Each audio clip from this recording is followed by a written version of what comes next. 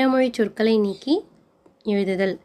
அங்கத்தினர் அப்படின்னா உறுப்பினர், அதிகாரி, அலுவலர், அதிபர், தலைவர், அந்நியர், அயலார், அபிஷேகம், குடமுழுக்கு, அபூர்வம், புதுமை, அர்த்தம், பொருள், அலங்காரம், ஒப்பனை, அவசரம், விரைவு, அனுமதி, இசைவு, ஆபத்து அப்படின்னா இடர், ஆரம்பம், தொடக்கம், ஆராதனை அப்படின்னா வழிபாடு, இருதயம் அப்படின்னா நெஞ்சு, உத்தரவு கொடுக்குறாங்க அப்படின்னா கட்டளை போடுறாங்க அப்படின்னு அர்த்தம். கட்டளை, உபயோகம் அப்படின்னா பயன், உற்சாகம், ஊக்கம், உற்சாகம் அப்படின்னா ஊக்கம், கவனம், கவனமாக இரு அப்படின்னா கருத்து.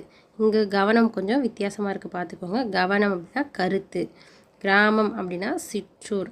குமாரன் அப்படின்னா புதல்வன். கோபம், சினம். விஞ்ஞானம், அறிவியல். விரதம் அப்படின்னா நோன்பு, விரதம், நோன்பு.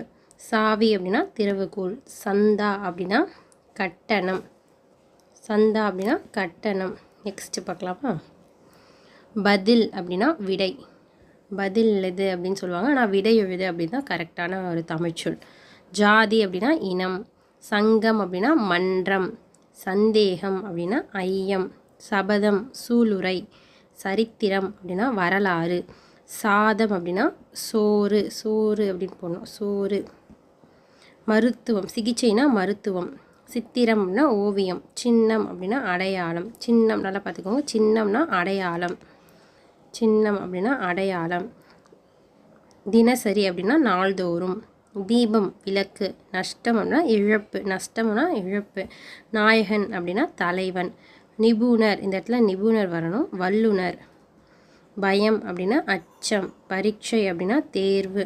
பிரச்சனை அப்படின்னா சிக்கல். புத்தி அப்படின்னா அறிவு. போதனை அப்படின்னா கற்பித்தல். போதனை அப்படின்னா கற்பித்தல். மந்திரி அப்படின்னா அமைச்சர். முக்கியம் அப்படின்னா முதன்மை. வினாடி, நொடி. வேதம், மறை. காகிதம், தாள். சிபாரிசு, சிபாரிசு அப்படின்னா பரிந்துரை. மைதானம் அப்படின்னா திடல். ஜாமீன் அப்படின்னா